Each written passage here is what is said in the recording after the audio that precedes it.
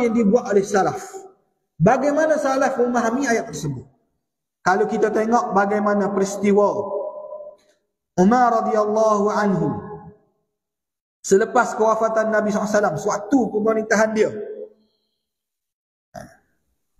yang dimuatkan dalam Sahih Al-Bukhari, hadis nombor 1010.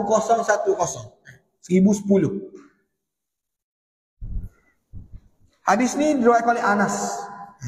Hadis bunyi, qala Umar bin Khattab radhiyallahu anhu, Allahumma inna kunna natawassalu ilaika bi nabiyyina fatasqina wa inna natawassalu ilaika bi ammin nabiyyina fasqina fayusqawna.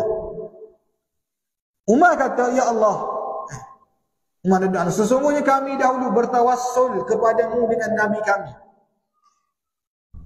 Umar kata, dulu kami bertawassul dengan nabimu, wahai Allah. Dulu. Bila tu dulu? Nanti tu. Lalu engkau menurunkan hujan kepada kami. Ini waktu peristiwa istisqa. Waktu apa? Kemarau yang panjang berlaku pada zaman Umar radhiyallahu anhu. Jadi Umar buat solat istisqa dan waktu itu dia bertawassul dengan siapa? Sekarang kami bertawassul kepadamu. Mula-mula sekali tawassul kepada Allah. Tawassul ni apa? Wasilah, perantaraan. Dan dengan bapa saudara Nabi kami. Dengan bapa saudara Nabi kami, maka turunkanlah hujan kepada kami, maka mereka pun diberi hujan. Tu Umar tawassul dengan bapa saudara Nabi tu, Abbas bin Abdul Muttalib. Abbas waktu ni hidup lagi.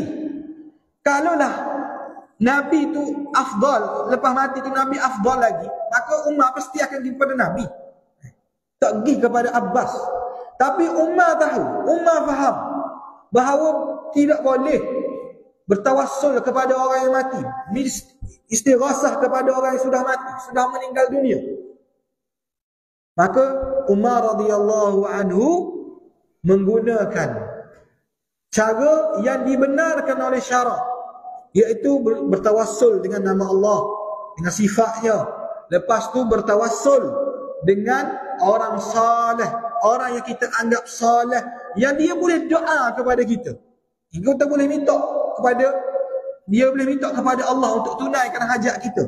Dia minta, bukan kita kata dia mati dah kita pergi kubur dia. Tolonglah saya tak cekak sangat dah ni, letih sangat, boleh dah kepala tu guna ke saya. Orang yang kata boleh tawassul kepada Tok Kepala ni, minta doa mustajab ni, mana dalil dia?